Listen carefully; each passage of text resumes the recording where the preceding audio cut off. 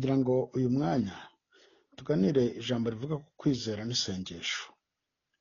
Tubanze dusenge. Mana, turagushimiye kuko uri umwami, tugushimiye neza yawe n'urukundo rwawe, tugushimiye ko twitaho ku manywa na nijoro.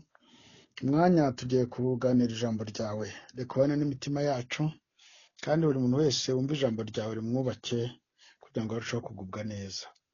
Byose tubisabye Imana mu izina rya Yesu Kristo umwami wacu, amen. Kwizera n'isengesho. Kwizera n'isengesho mu mucyo wa Bibiliya. Kwizera n'isengesho ni inkingi ebyiri zikomeye z'ubuzima bwa gikristo. Ntabwo bitandukana. Kwizera ni ishingiro, isengesho rikaba imikorere y'ukwizera. Kwizera ni iki? Bibiliya ivuga iti kwizera ni uguhamiriza ibyiringirwa, ni icyemezo cy'ibitaragaragara. Abaheburayo 11:1. Kwizera si ukwemera gusa ko Imana ibaho, ahubwo ni ukuyiringira byimazeyo, kwemera ko ijambo ryayo ari ukuri, kudahinduka, kuyoborwa n'iryo jambo mu buzima, tukayoborwa n'iryo jambo mu buzima bwacu bwa buri munsi. Kwizera guhuza umuntu n'Imana. Nta kwizera ntibishoboka kunezeza Imana. Tubisoma mu Baheburayo 11:6. Isengesho ni iki? Isengesho ni ikiganiro hagati y'umuntu n'Imana. Si amagambo gusa, ni ugushima, kwatura ibyaha, gusaba, kwiringira no gutakamba, ndetse no gutega amatwi Imana. Yesu yarigishije ati, ibyo musaba byose musenga, nimwizera ko mubihabwa, muzabihabwa. Tubisoma muri Mariko 11:24. Aha tubona ko isengesho rifitanye isano itaziguye no kwizera. Isano iri hagati yo kwizera n'isengesho. Kwizera guha imbaraga isengesho. Isengesho ridafite kwizera rihinduka imvugo gusa. Yakobo aravuga ati, asabe yizeye adashidikanya, kuko ushidikanya asa n'umuraba wo mu nyanja. Ni Yakobo 1:6. Kwizera niko gutuma isengesho rigira imbaraga. Isengesho rikomeza kwizera iyo dusenga twiyegereza Imana, tukayumva, tukabona ibisubizo byayo. Ibi bituma kwizera kwacu gukura.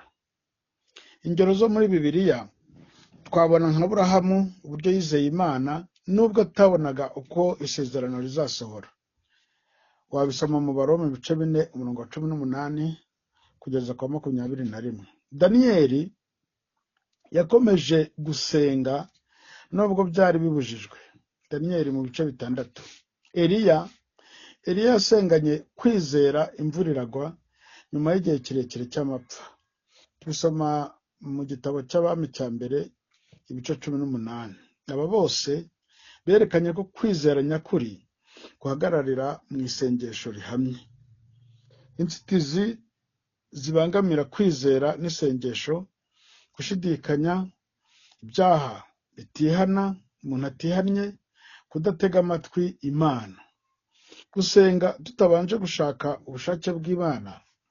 Yesu yaravuze ati, nimuguma muri njye n'amagambo yanjye akaguma muri mwe, musabe icyo mushaka cyose muzagihabwa. Ibyo biri muri Yohana ubutumwa bwiza 15:7.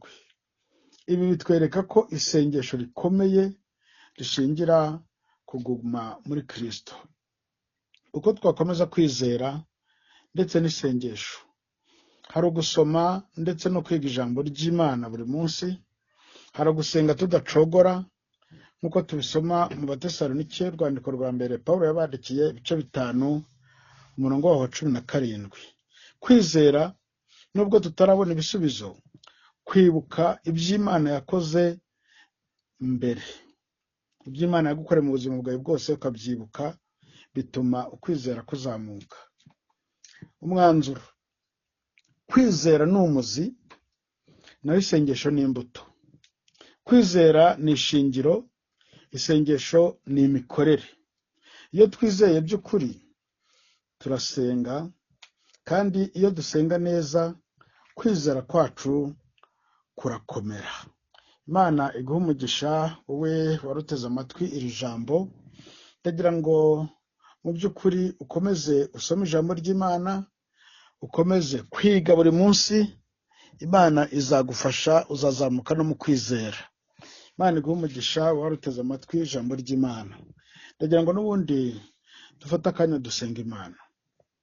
Imana nkuru y'icyubahiro, niwe Mana yacu yo kwiringirwa, ni wowe muremyi wacu. Tugushimiye ineza yawe n'urukundo rwawe rwaragaragariye muri Yesu Kristo. Ijambo ryawe riratubwira ngo kuko Imana yakunze abari mu isi cyane, byatumye itanga umwana wayo w'ikinege, kugira ngo umwizera wese atarimbuka, ahubwo ahabwe ubugingo buhoraho. Urwo rukundo rwadukunze tutarabimenya, yewe hagategurwa igihugu ukakirimbisha ubwiza bwawe ukabushyiramo, kugira ngo tuzabane nawe, kandi hari kera tukiri abanyabyaha tutaramenya izina ryawe. Ariko ubuntu bwawe, imbabazi zawe, urukundo rwawe byaguteye gutegura uwo mugambi. Turagushimye rero yuko turi mu mugambi wawe wo kuzaba mu bwami. Wabwiye abigishwa ngo mwamukumbi mutomwe, ntimutinye kuko so yishimira kubaha ubwami. Twishimiye kubona ubwami bwa Kristo, twishimiye kuzabubamo, twishimiye kuzaba abami n'abatambyi, ndetse no kuzaba ibikomangoma ku ngoma ya Kristo. Ibyo biratunejeje. Komeza kubana n'imitima yacu, buri muntu wese uteze amatwi ijambo ryawe urushaho kumwubaka, kandi imbaraga zawe zibane nawe muri byose. Urakoze Mana uko byumvise, tubisabye Imana mu izina ry'umucunguzi wacu Yesu Kristo.